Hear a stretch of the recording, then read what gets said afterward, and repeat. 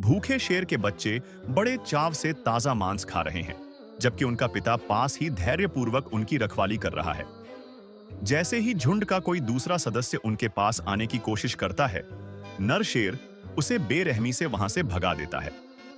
झुंड के बाकी सदस्य बेबस होकर दूर खड़े अपनी बारी का इंतजार करते रहते हैं।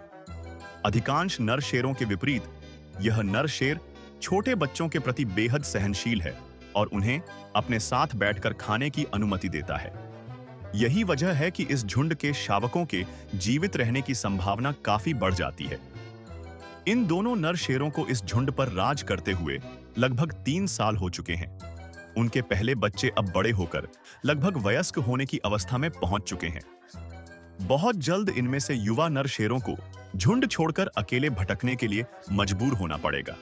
इसी बीच कुछ और शेरनियां अपने बच्चों के साथ झुंड में लौट आई हैं, जिससे यह झुंड पहले से भी बड़ा हो गया है। झुंड को जीवित रखने के लिए शेरनियों को लगभग पूरे साल शिकार करना पड़ता है। वे हर दिन कम से कम 8 घंटे शिकार में बिताती हैं। सौभाग्य से इस समय बारिश का मौसम है। लाखों की संख्या में शाकाहारी जानवर इस इलाके में पहुंच चुके हैं, जिससे अफ्रीकी सवाना का नजारा बेहद शानदार हो गया है। जो घास का मैदान कुछ समय पहले तक बिल्कुल खाली और शांत दिखाई देता था, वह अब जीवन से भर उठा है।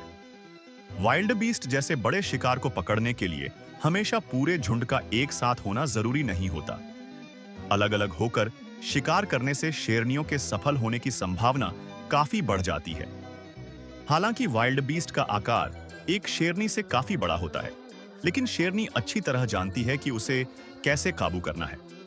उसकी शक्तिशाली पकड़ और काटने की ताकत वाइल्ड बीस्ट के लिए सांस लेना बेहद मुश्किल कर देती है। आखिरकार थककर वह जमीन पर गिर जाता है। शिकार सफल हो चुका है, यानी आज पूरा झुंड भरपेट भोजन कर सकता है। अगले कुछ महीनों तक भोजन की भरपूर उपलब्धता के कारण झुंड